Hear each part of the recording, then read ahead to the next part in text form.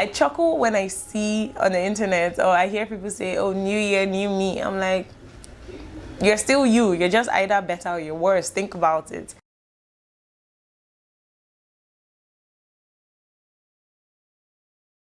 Hi guys, welcome back to my channel. Welcome back to another video. And for those of you who haven't subscribed, I'm just looking at people like this because you're missing out. I mean, when you subscribe and you hit the bell, you get notified every time I put out a video. So you don't miss great vibes, you don't miss good content, you don't miss things that you can relate to. With that being said, subscribe. If you're just joining us for the very first time, hi, my name is Grace and you're welcome to my corner on the internet. Or is it my corner on YouTube? Anyway, today's video, I just came here to talk. I mean, it's the end of the year. So I just came here to talk because this year has been real. This year has been crazy. This year has been topsy-turvy, like, or more. It's been something. The irony is, despite the craziness that this year came with, this has been one of my best years ever. And I'll tell you why. Personally, I deal with anxiety. And then I also noticed that when it comes to year end, especially from September, my moods dip so bad and I struggle to get out of it. Now it's crazy because I've mastered the art of showing up, you know. I mean, I live in a house where I have my family and I just have to show up. So I internalize most of the things that I'm feeling, most of the things that I'm dealing with, and show up. And the truth is that it can be draining, it can be really exhausting. So when you now add everything that has happened this year, 2020, I want to applaud myself and give myself a pat on the back and applaud you too, who might have been struggling.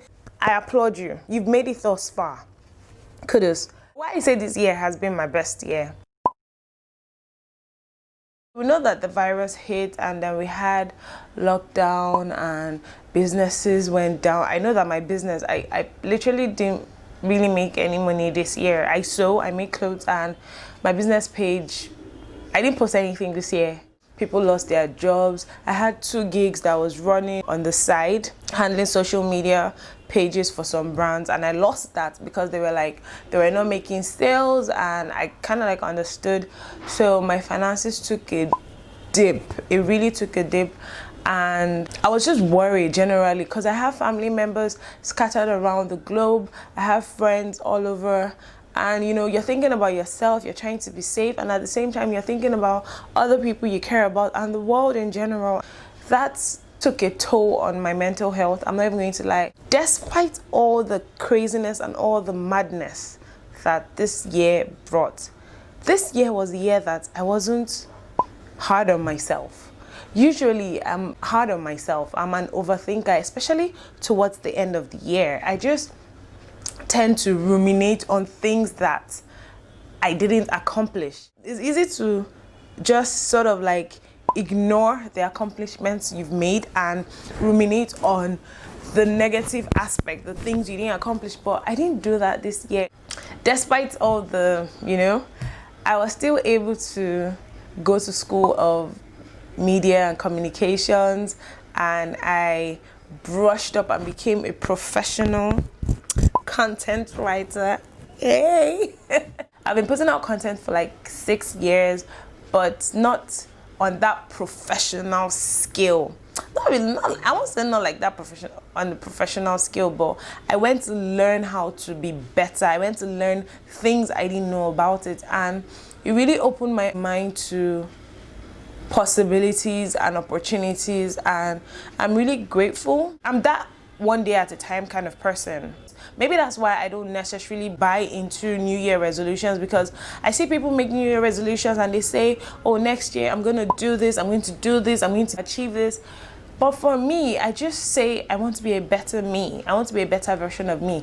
And if me being a better version of me means I'm going to go to school, I'm going to fall in love, I'm going to write certification, I'm going to work on myself, all these things are going to make me a better version of me, then those are the things that I would consciously do. But I don't necessarily sit down and have like a New Year resolution and say, oh, by this is, I don't know if it's making sense, and I don't know. Tell me, are you a New Year resolution kind of person? New Year is in 25th, 26th, 27th, 28th, 29th, 30th, 31. It's in 7 days. I hope I counted that right. It's in 7 days, and I'm not as anxious as I usually am when the new year is approaching. I'm just really, really happy and grateful that the year is coming to an end. So that's it. I just wanted to come in here and just talk about this, and I'm just excited. I'm looking forward to next year, which is 2021, and all the endless possibilities that it's going to come with, because I'm really believing and trusting that next year is going to be a lot better than 2020. I mean, this year I started my YouTube channel. I was so scared when I was starting. I was so anxious, but I started, and here I am, like almost 7 months later, gradually building a community.